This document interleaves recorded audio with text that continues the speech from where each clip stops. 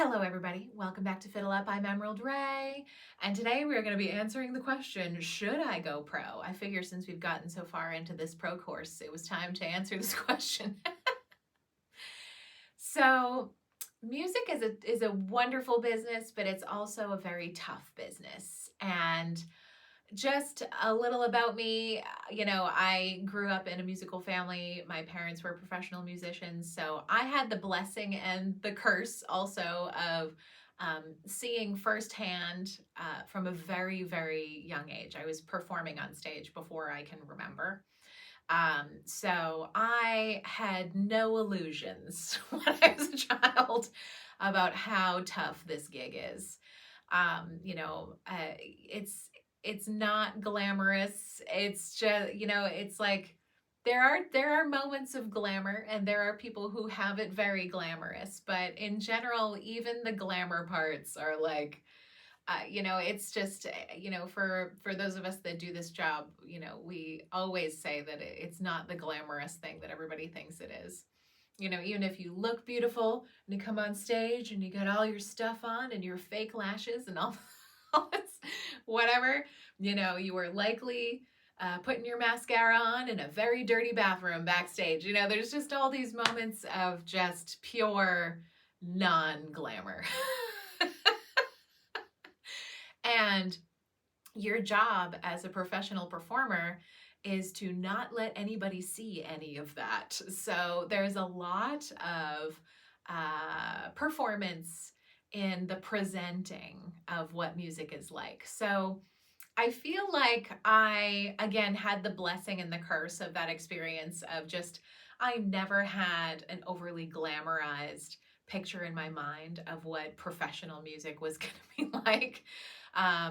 And I'm glad that I didn't. But at the same time, I almost kind of felt like, when I was going to music school and I was, with all of these other students who didn't have any idea what was in front of them, I was almost a little bit jealous at how naive they were because, I feel like, life had just beaten that out of me a long time ago, before I even remembered. And don't get me wrong, I don't want to sound so negative here. Music is, when it's great, but there are a lot of times when it's a job. It's a job.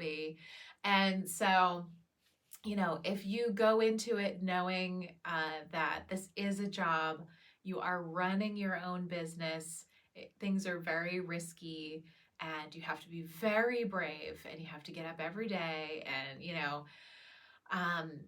have to be very committed to doing this thing. So, you just have to go into it knowing all of that. So I just want to just clear away all of the the misconceptions.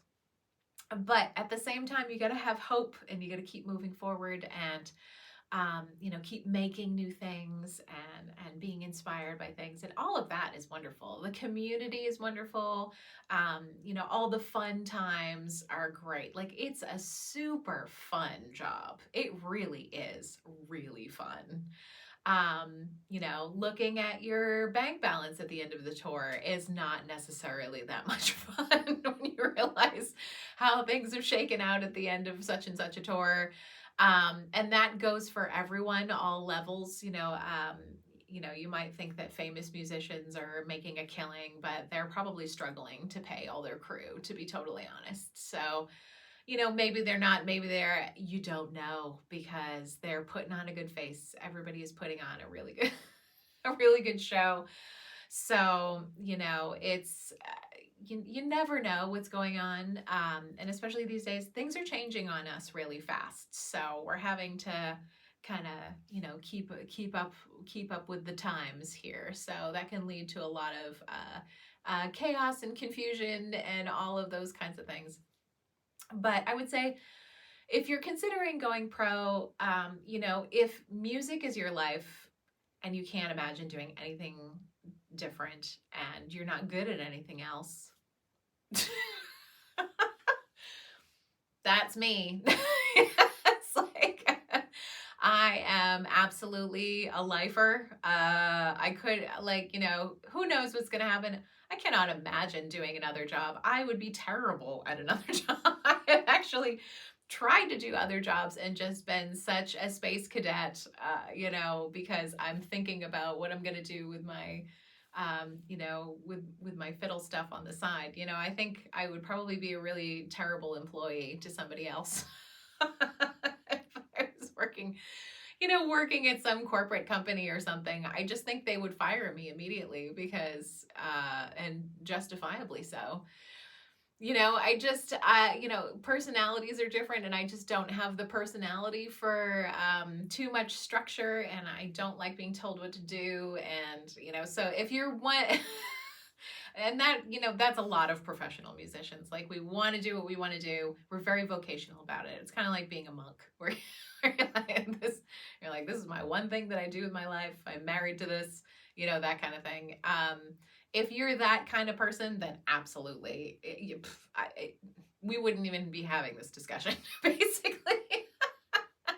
This conversation doesn't happen amongst people like that.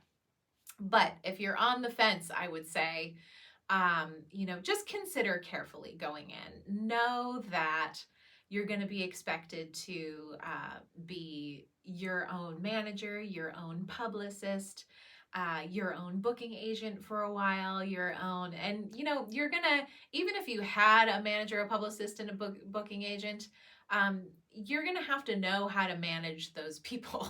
You still have to understand their job and how their job works, and give them the information that they need to do their job, and work with them on a daily basis and all kinds of stuff like that. So, you really do have to wear all hats. It requires a certain amount of entrepreneurial energy. You have to have a vision for the whole thing of where things are going. And these days, especially, you have to have multiple income streams. You have to make sure that you're running your business like a business, because music business is a business. And I think it's really easy for even professional musicians to forget that.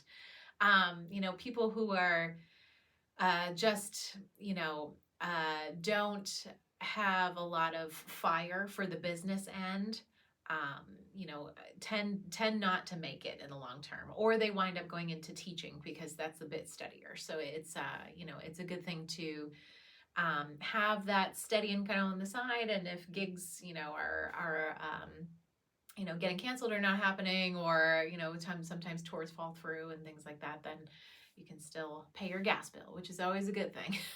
So, in terms of if you are okay with that level of chaos in your life, if it sort of feels like gambling sometimes, especially when you're booking gigs, it's just, you just never know how these things are going to shake out sometimes. It's kind of a miracle that any gigs get booked at all, to be totally honest. Booking is so complicated. So, if you're really psyched about all that, really inspired, and you really feel like you have a fire in your belly about all those things, and you feel like that's how you would want to spend your day, then absolutely, you should totally go pro. If you're already doing those things, like the reason I wanted to make this video is because I've actually had a lot of people ask me this. It seemed like I almost didn't make this video because it seems like a weird video to make. Should we do this? Should we not?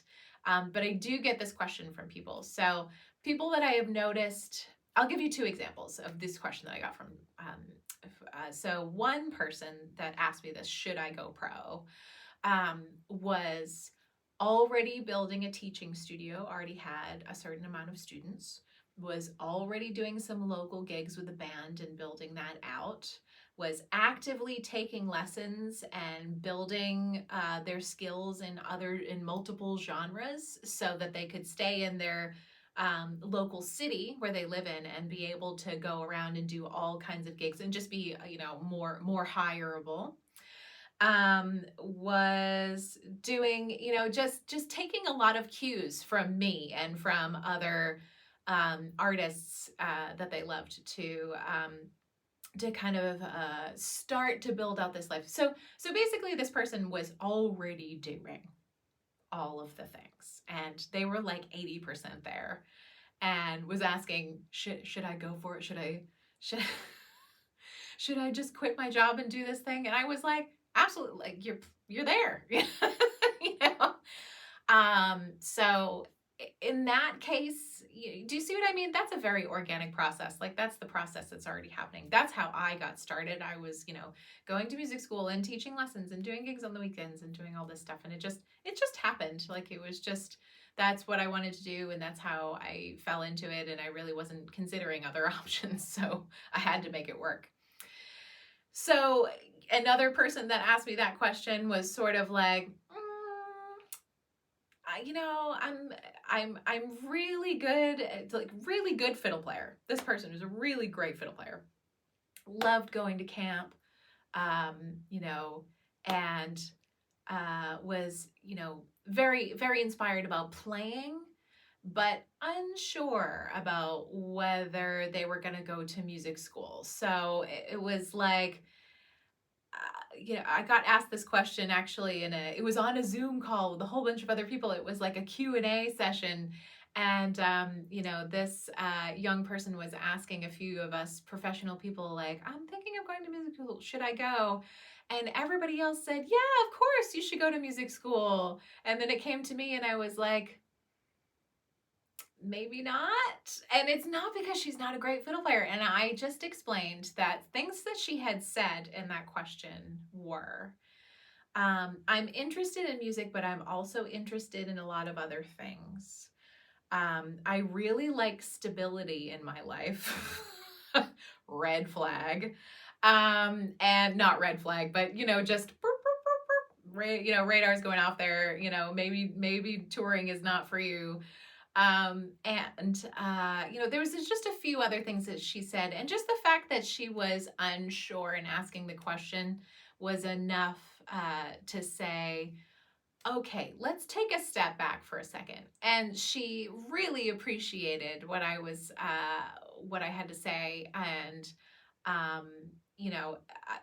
it's not that I didn't want to discourage her. I wanted her to feel confident about saying no, because kids that are really good can often get pressured. And when you're like 18 years old, you don't know what to do with your life. So I was just saying, if you're in a position where you're not totally sure, you feel like you have other interests in other things, like if you are going, oh, maybe I'll go to all music school, but maybe I'll go to this other school and I can study this other totally different thing that I want to study, whatever that might be, communications, I don't know, it's just something, science, something else that you're passionate about. Then, that just means you have other interests. And, if you're going to school, you might want to study some other things. Maybe you want to have, a regular job doing a regular thing and spend your weekends and your vacation time playing in a band. What's wrong with that? So that was kind of my, my assessment for this person was, it sounds to me like you have a lot of different interests. You like a stable schedule, but you still love the music. So to me, that says regular school, nice steady job, making a nice stable paycheck, still using all your vacation time to play music, still playing music professionally, still able to put out albums and do some fun gigs and have it be low pressure and fun and have all the things. So, I like those two examples because I feel like it's, when you're looking at it, it seems really clear cut. So you can kind of take an assessment of your situation and say, how serious is this? How serious do I want to be about this? And don't feel pressured to be full-time all the time. It's a very specific thing, and you don't have to feel pressure to do that. It's okay to be part-time. It's okay to have this be a very lucrative hobby on the weekends. That's totally fine. Nothing wrong with that. So I hope this has been helpful. I hope you send me more questions, and I will see you in the next video.